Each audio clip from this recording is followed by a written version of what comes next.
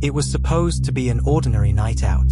A college student leaves a party, smiling, laughing, promising friends she'll see them tomorrow. But tomorrow never came. By sunrise, her phone was off, her bed untouched, and she was nowhere to be found. What began as a missing person case soon unraveled into one of the most chilling stories the town had ever seen. Because the truth about what happened that night was darker than anyone could imagine. So what really happened to the young woman who simply walked out of a party and vanished? Her name was Lauren Spencer, 21 years old, a bright, ambitious college student in Bloomington, Indiana. Lauren grew up in a close-knit family. She was the youngest of three, the kind of daughter her parents described as the light in every room. She loved to dance. She loved live music. She loved sketching in her notebooks, often doodling little flowers or faces in the margins of her class notes. But above all, she loved people. Lauren had that rare quality: she made strangers feel like friends, and friends feel like family. She was studying early childhood education, with dreams of one day becoming a teacher. Friends said she couldn't walk through campus without someone calling her name, waving, or stopping her for a hug. She was the kind of person everyone felt safe around. But in just one night, that safety was shattered forever. It was Friday, May 27th, 2011. Summer break had just begun, and the campus was buzzing with parties. That evening, Lauren texted a group of friends. "Let's go out tonight. Just one drink, then back to study stuff tomorrow." She slipped on a white tank top, black leggings, and a pair of flats. Her long blonde hair was tied loosely, framing her smiling face. Around 10:30 p.m., Lauren and her friends headed to a popular sports bar near campus. She laughed, she danced, she drank. By midnight, they left the bar and walked to a nearby party at a friend's apartment. The night felt carefree, but witnesses later remembered Lauren seemed unsteady. Friends worried she'd had too much to drink. Some said she may have taken something stronger. Around 2:30 a.m., Lauren told a friend she was going to another friend's place, just a few blocks away. She promised she'd be fine. And so, Lauren walked out. No car, no ride, just a short walk through a familiar neighborhood. That was the last time anyone saw her alive. The next morning, Lauren's parents expected a text. She usually checked in, even after late nights. But there was nothing. By noon, her phone was off. Calls went straight to voicemail. Her roommate said Lauren never came home. Her bed was neatly made, untouched. Worried, her parents called the police. At first, detectives thought it was just another college student who partied too hard, maybe sleeping it off at a friend's house. But Lauren's family knew better. She wasn't the type to disappear. By nightfall, search parties formed.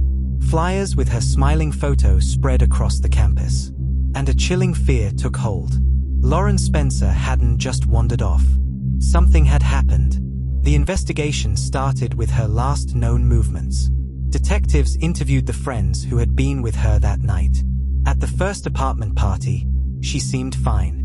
By the time she left the second, she was stumbling. Friends urged her to stay, but she insisted she could walk. One witness claimed to see her outside around 4 a.m., barefoot, carrying her shoes. Another said she got into a car, but the story kept shifting. Detectives pulled surveillance footage from bars, street corners, and gas stations. Some clips showed Lauren walking, others blurry shapes that might have been her. But the trail went cold just a few blocks from her friend's apartment. No blood, no belongings, no sign of a struggle. Theories spread fast. Had she been abducted by a stranger? Had she overdosed and someone covered it up? Or had she trusted the wrong person, a friend with something to hide? Police searched dumpsters, rivers, construction sites. Cadaver dogs swept through wooded areas. But Lauren was gone. Days turned into weeks. The media swarmed. Her case drew national attention, headlines, news specials, even talk shows. Yet behind the cameras, investigators were stuck. They questioned dozens of people. Some admitted to drinking or using drugs that night, but none could say where Lauren went. Rumors spread through the college town. Some whispered that certain friends knew more than they admitted. Others speculated about strangers, truck drivers, drifters, or predators passing through. Every lead seemed to collapse. The community grew frustrated. Parents feared for their own daughters. Posters with Lauren's face faded in the sun, replaced with fresh ones each week. Months passed, then years, and Lauren Spencer's case went cold. For nearly a decade, the file sat on the shelves of the Bloomington Police Department. But in 2020, a new piece of technology reignited the case. DNA genealogy. Investigators had quietly preserved evidence. Tiny traces found on Lauren's belongings that night. When tested against a growing national database, a partial match appeared. Not a direct hit, but a distant relative. Detectives began building a family tree, painstakingly narrowing it down. And then they found him, a man in his 40s, living just a few miles from where Lauren vanished. He wasn't a stranger to the area. In fact, he had lived there for years. And he had a violent history. His name was Daniel Whitaker. On paper, Daniel seemed ordinary. He worked odd jobs, kept to himself, had no close family. But his record told another story. Assault, stalking, multiple charges of harassment, especially against young women. He had been questioned once, early in the case, but dismissed for lack of evidence. Now, DNA placed him directly at the scene. Traces of his skin cells were found on Lauren's discarded belongings, hidden in a wooded area police had searched years before. When detectives confronted him, Daniel broke down. He admitted he saw Lauren walking alone that night. He offered her a ride. When she resisted, he attacked. The details of what happened next were too horrific for her parents to bear. But Daniel confessed.